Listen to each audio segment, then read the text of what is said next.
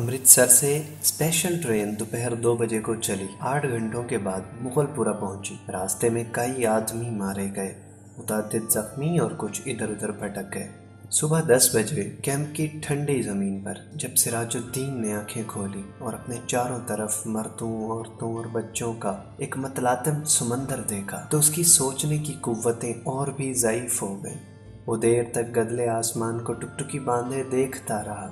यूँ तो कैंप में हर तरफ शोर बरपा था, लेकिन बूढ़े सिराजुद्दीन के कान जैसे बंद थे। उसे कुछ सुनाई नहीं देता था। कोई उसे देखता तो ये ख्याल करता था कि वो किसी गहरी फिक्र में गर्क है। उसे कुछ सुनाई नहीं देता। उसके होशो हवास शल थे। उसका सारा वजूद खला में मुअल्लिक था। गदले आसमान की तरफ बगैर किसी इरादे के देखते देखते सिराजुद्दीन की निगाहें सूरज से टकराईं। तेज रोशनी उसके वजूद के रग रेशे में उतर गई और वो जाग उठा। ऊपर तले उसके दिमाग पर कई तस्वीरें दौड़ गईं। लूट, आग, भागम भाग, स्टेशन, गोलियां, रात और सकीना। सिराजुद्दीन एकदम उठ खड़ा हुआ और पागलों की तरह उसने अपने चारों तरफ फैले हुए इंसानों के समंदर को खटकाना शुरू किया।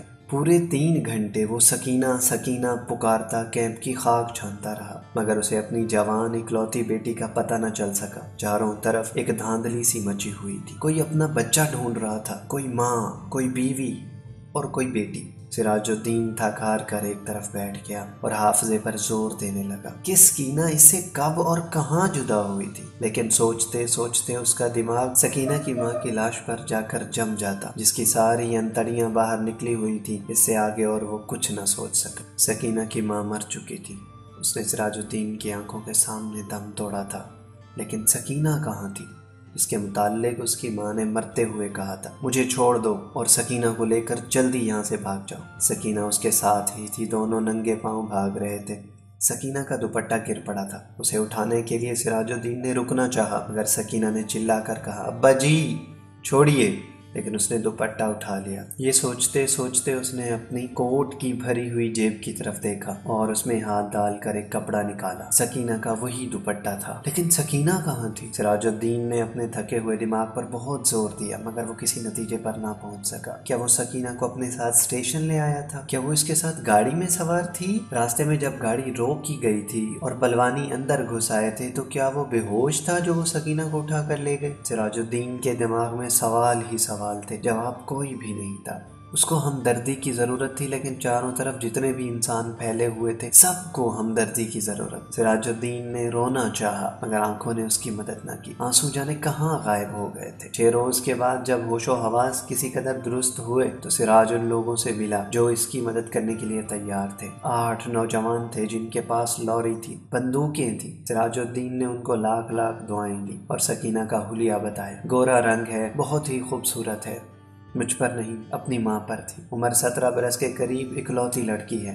ढूंढ लाओ, तुम्हारा खुदा भला करेगा। रजाकार नौजवानों ने बड़े जज्बे के साथ बूढ़े सिराजुद्दीन को यकीन दिलाया कि अगर उसकी बेटी जिंदा हुई तो चंद ही दिनों में उसके पास होगी। 8 नौजवानों ने कोशिश की। जान हथेली पर रखकर वो अमृतसर गए। कई औरतों, कई मर्दों और कई बच्चों को निकाल निकाल कर उन्होंने महफूज मकामात पर पहुंचाया। 10 रोज गुजर गए, मगर उन्हें सकीना ना मिली। एक रोज वो इस खिदमत के लिए लॉरी पर अमृतसर जा रहे थे कि छेहटा के पास सड़क पर इन्हें एक लड़की दिखाई दी। लॉरी की आवाज सुनकर वो बिदकी और भागना शुरू कर दिया। रजाकारों ने मोटर रोकी और सबके सब उसके पीछे भागे। खेत में उन्होंने लड़की को पकड़ लिया। देखा तो बहुत ही खूबसूरत थी। दाहिने गाल पर मोटा तिल था।